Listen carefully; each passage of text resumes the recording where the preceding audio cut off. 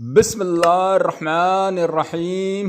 حضرت ابو سعید خدری رضی اللہ تعالیٰ عنہ نے حدیث بیان کی کہ حضرت سید بن حزیز رضی اللہ تعالیٰ عنہ ایک رات اپنے باڑے میں کرت کر رہے تھے کہ اچانک ان کا گھوڑا بدکنے لگا۔ انہوں نے پھر پڑھا، وہ دوبارہ بدکا، پھر پڑھا، وہ پھر بدکا۔ اسید رضی اللہ تعالیٰ عنہ نے کہا، مجھے خوف پیدا ہوا کہ وہ میرے بیٹے یحییٰ کو رون ڈالے گا۔ میں اٹھ کر اس کے پاس گیا تو اچانک چھتری جیسی کوئی چیز میرے سر پر تھی، اس میں کچھ چراغوں جیسا تھا، وہ فضا میں بلند ہو گئی حتیٰ کہ مجھے نظر آنا بند ہو گئی۔ کہا، میں نے صبح کو رسول اللہ صلی اللہ علیہ وسلم کے پاس گیا اور عرض کی، اے اللہ کے رسول، اس اسنا میں کہ کل میں آدھی رات کے وقت اپنے باڑے میں کرت کر رہا تھا کہ اچانک میرا گھوڑا بدکنے لگا۔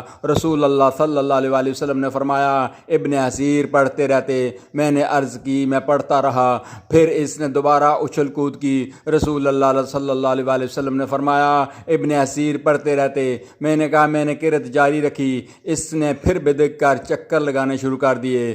رسول اللہ صلی اللہ علیہ وسلم نے فرمایا، ابن اسیر پڑھتے رہتے۔ میں نے کہا، پھر میں نے چھوڑ دیا۔ میرا بیٹا یحییٰ اس کے قریب تھا، میں ڈر گیا کہ وہ اسے رون ڈالے گا۔ میں نے چھتری جیسی چیز دیکھی، اس میں چراغوں کی طرح کی چیزیں تھیں، وہ فضا میں بلند ہوئیں حتیٰ کہ مجھے نظر آنا بند ہو گئی۔ اس پر رسول اللہ صلی اللہ علیہ وسلم نے فرمایا، وہ فرشتے تھے جو تمہاری کرت سن رہے تھے، اور اگر تم پڑھتے رہتے تو لوگ صبح کو ان کو دیکھ لیتے، وہ ان سے اوجل نہ ہوتے۔ صحیح مسلم حدیث نمبر 1859۔